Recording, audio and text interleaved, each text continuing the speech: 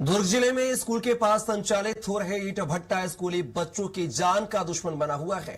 दरअसल पाटन के कोहे स्कूल में जहरीले धुएं से कक्षा छठी के करीब 20 बच्चों की तबीयत बिगड़ गई है। तो वहीं बच्चों में सांस लेने में तकलीफ और आंखों में जलन होने के साथ बेहोशी जैसे शिकायतें मिली हैं। बताया जा रहा है कि ईंट भट्टा का जहरीला धुआं सीधे स्कूल परिसर में पहुंच रहा है। पाटन ब्लॉक अधिकारी ने एसडीएम को बीते माह ईंट भट्टा हटाने की जानकारी दी थी, मगर शिकायत के बाद भी अब तक कोई कार्रवाई नहीं की गई।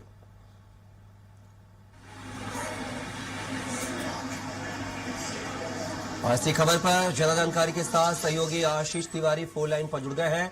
आशीष, बात की जाए कक्षा छठवीं के 20 बच्चे जो है ईंट भट्टों के धुएं से परेशान हैं। अब तो मामला यह हो गया कि उनकी तबीयत भी बिगड़ने लगी है। आखिर क्या कुछ जानकारी? जी बिल्कुल कपिल जी, मैं आपको बता दूं, पाटन क्षेत्र का जो मिडिल स्कूल है, कक्षा छठवीं के बच्चे जो हैं क्लास में पढ़ रहे थे, अचानक कमरे के अंदर धुआं घुसता है और जो बच्चे हैं बेहोशी की हालत में दिखाई देते हैं, सांस लेने में तकलीफ होती है, आंख में जलन शुरू होती है। मैं आपको बता दूं, ये सिलसिला काफी समय से चल रहा है, क्योंकि उस स्कूल के पास में एक ईंट भट्टा संचालन हो रहा है, जिसको लेकर के वहाँ के दुर्ग ब्लॉक अधिकारी जो है उन्होंने एसडीएम को आवेदन भी दिया था कि इस ईंट भट्टा को हटाया जाए। लेकिन अभी तक 25/1/2026 को इसकी शिकायत दी गई थी, लेकिन अभी तक 3 महीने को होने को आए हैं। उसके बाद भी अभी तक वहां से ईंट भट्टा को नहीं हटाया गया, जिसका जो परिणाम है इस वक्त आप विजुअल में देख पा रहे हैं कि बच्चे क्लास में बैठे हुए बेहोश की हालत में दिखाई दे रहे हैं। आखिर जो विभाग है, आखिर शिक्षा विभाग का इस वार्षिक प्रशासन की बात कर ले, क्या कोई बड़ी दुर्घटना होती है तभी ये संज्ञान में लेते हैं, या फिर ये सिलसिला यूं ही चलते रहता है?